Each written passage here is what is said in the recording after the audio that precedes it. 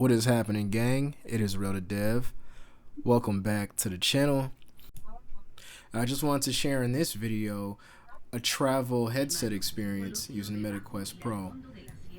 As you can see, I'm out here looking like a glass hole on this public plane. Shamelessly though.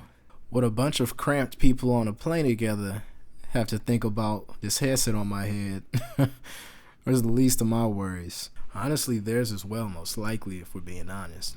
But just be respectful of each other's space. I'm gonna travel in comfort and enjoy it at that. But as you can see, I got my phone up. I'm also recording to give y'all a little glimpse of what I look like on the headset in the moment.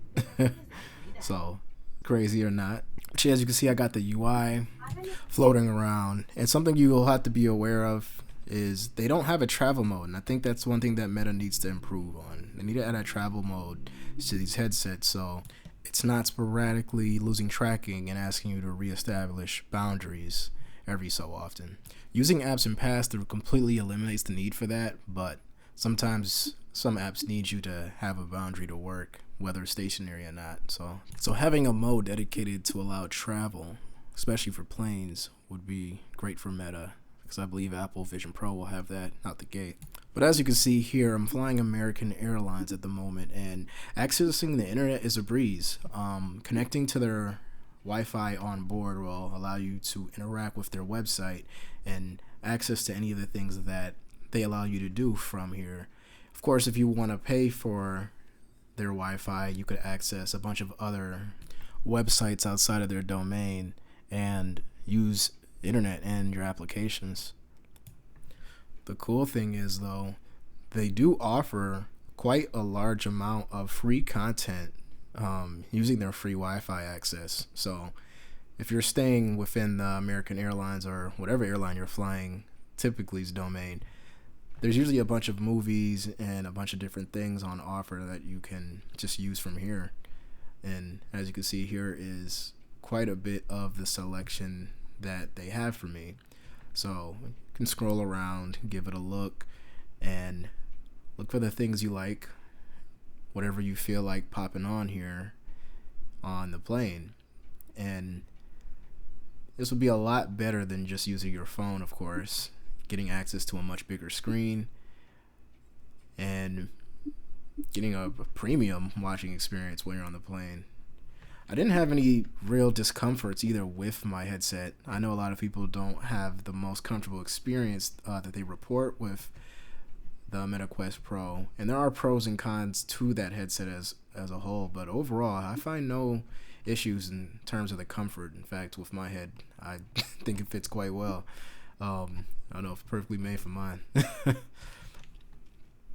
So yes, as you can see, I selected the show you. You can go ahead and click that up and go ahead and get your crazy bench fest on before your next destination.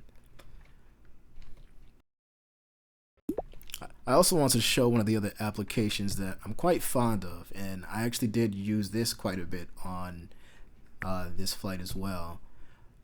But this is the application called BigScreen, which, as you can see here, there are a number of different environments that you can choose that will replace your surrounding area and put you in a new room of sorts to be able to watch the content that you have on offer. There's a couple of different streaming services and platforms that are partnered with BigScreen, and you can watch directly within here. You can even watch content that you have downloaded. So if you have video files that you have downloaded, you'll be able to watch them here. As you can see in here, you can move around to change perspective and different seatings. Really changes the perspective of being on a plane and feeling like you're not. At least in some ways, you know, you might have to deal with turbulence or something. That's probably gonna remind you where you are real quick. But yeah, I might do a video on just BigScreen itself, because there's a lot of cool environments in here to explore and just a lot of good other use cases. But mainly this application is great for being able to watch content with other people, so that's why they have these many seats. But yeah, I'll break that down in another video. But until then, I hope you guys have found something interesting, fascinating, or useful out of this video. As always, I appreciate your time. Hope you have a good rest of your day. I'll holler at you guys in the next one.